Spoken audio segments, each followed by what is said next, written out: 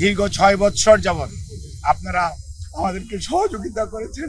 ইনশাআল্লাহ আমরা এই যাত্রাও আপনাদের ভালোবাসা, আপনাদের সহযোগিতা এবং আল্লাহ রাব্বুল আলামিনের অশেষ মেহেরবানিতে আমরা আবারও আমাদের প্রাণপ্রিয় নেত্রী দেশনেত্রী বেগম খালেদা জিয়াকে আজকে দেশের মানুষের যে অকৃত্রিম ভালোবাসার প্রতীক সেটি আজকে প্রমাণিত। আপনারা জানেন বাংলাদেশ জাতীয়তাবাদী দলের চেয়ারপারসন, তিনবারের সাবেক প্রধানমন্ত্রী দেশনেত্রী বেগম খালেদা জিয়া এবার কেয়ার হসপিটালে গত 23শে নভেম্বর থেকে চিকিৎসাধীন আছেন এবং ওনার medical board professor doctor Shahabuddin Talukdar, professor doctor FM Siddiqui, professor doctor Nuruddin Ahmed, professor doctor AQM Mohsin, professor doctor Shamsul Arefin, professor doctor Ziaul Haque, professor doctor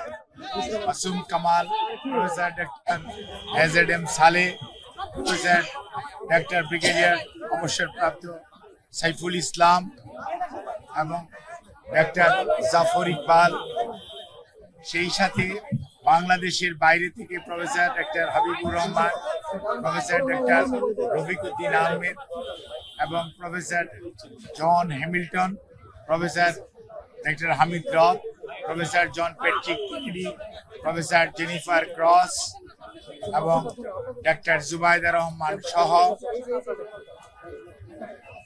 America, UK এবং বাংলাদেশের চিকিৎসকদের যৌথভাবে গঠিত মেডিকেল টিমের অধীন চিকিৎসাধীন থাকা অবস্থায় ওনাকে গত 27 তারিখ থেকে সিসিউতে উনি চিকিৎসাধীন আছেন।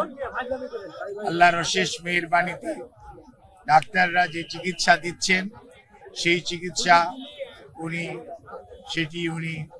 গ্রহণ করতে পারছেন, অথবা আমরা যদি বলি মেনটেন করছেন।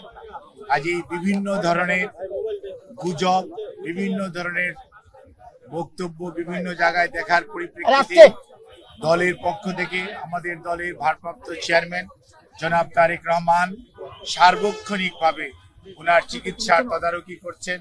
চিকিৎসার সমস্ত বিষয়ে উনি দেশে বিদেশি চিকিৎসকদের সাথে আমাদের মাধ্যমে যোগাযোগ রাখছেন।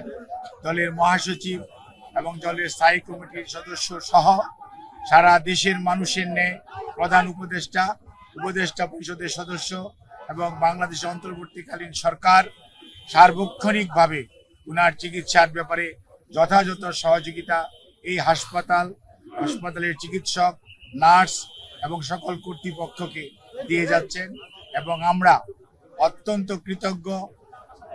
আমাদের বন্ধুপ্রতিম দেশ যারা, অর্থাৎ আমেরিকা বলেন, ইউকে বলেন, পিপলস রিপাবলিক অফ চায়না বলেন, কাতার বলেন, আর সৌদি আরবিয়া বলেন, পাকিস্তান বলেন, ইন্ডিয়া বলেন, আমাদের অনেক সরকার এবং রাষ্ট্রপ্রধান এই চিকিৎসার ব্যাপারে তাদের সহযোগিতার হাত বাড়িয়ে দিয়েছেন।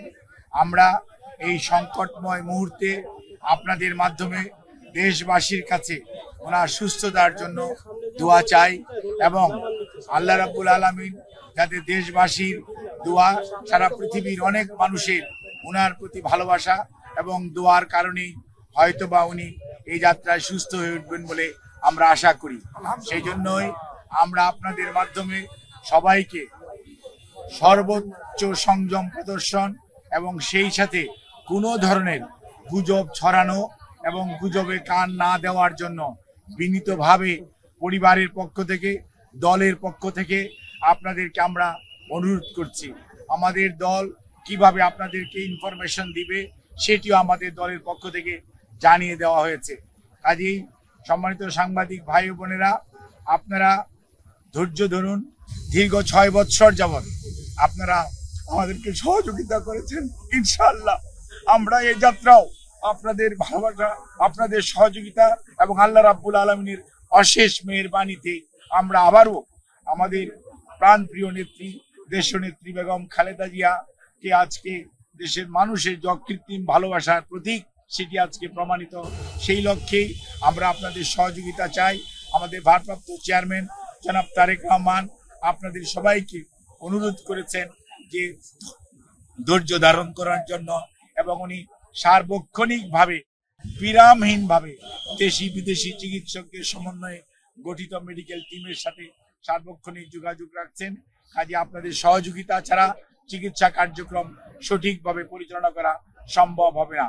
কাজে কোনো ধরনের গুজবে কান না দেওয়ার জন্য আপনাদের অনুরোধ করছি এবং দেশনেত্রী বেগম খালেদা জিয়ার জন্য সুস্থতার জন্য আপনাদের মাধ্যমে দেশ তথা সকল ধর্মের মানুষের প্রতি আমরা উদাত্ত আহ্বান জানাচ্ছি। আমাদের দলের পক্ষ থেকে জানানো হয়েছে, আমাদের দলের সিনিয়র যুগ্ম মহাসচিব জনাব রিজভী আহমেদ ওনার স্বাস্থ্য ব্যতীত অন্যান্য বিষয়ে আপনাদেরকে মাঝে মাঝে ব্রিফ করবেন। আর আমি ডাক্তার এসএনএম জাহিদ হোসেন, দলের একজন কর্মী, আমি আপনাদেরকে ওনার স্বাস্থ্য নিয়ে ব্রিফ করব। এর বাইরে আপনারা অন্য কারো ব্রিফিং এর প্রতি কোনো ধরনের কান না দেওয়ার জন্য দল আপনাদেরকে অনুরোধ করেছে। আপনারা যদি এটা মানেন, ফলো করেন, তাহলে আর কোনো গুজবের ছড়ানোর সুযোগ থাকে না। দেশের বাইরে নেওয়ার জন্য যে কথাটি আমি পূর্বেও বলেছি, মেডিকেল বোর্ডের সদস্যরা ওনাকে দেখেছেন, আজকেও ইউকে থেকে ওনাকে দেখার জন্য বিশেষজ্ঞ আসবেন এবং ওনারা দেখবেন। দেখার পরবর্তীতে ওনাকে যদি ট্রান্সফারেবল হয়, আমাদের যে ট্রান্সফার করার প্রয়োজন পড়ে মেডিকেল বোর্ড মনে করে, তখনই ওনাকে সেই যথাযথ সময়ে ওনাকে চিকিৎসার জন্য দেশের বাইরে নিয়ে যাওয়া হবে। আমাদের সকল প্রস্তুতি আছে, কিন্তু সর্বোচ্চটা মনে রাখতে হবে যে রোগীর বর্তমান অবস্থা এবং সর্বোপরি মেডিকেল বোর্ডের পরামর্শের বাইরে কোনো কিছু করার সুযোগ এই মুহূর্তে আমাদের নেই।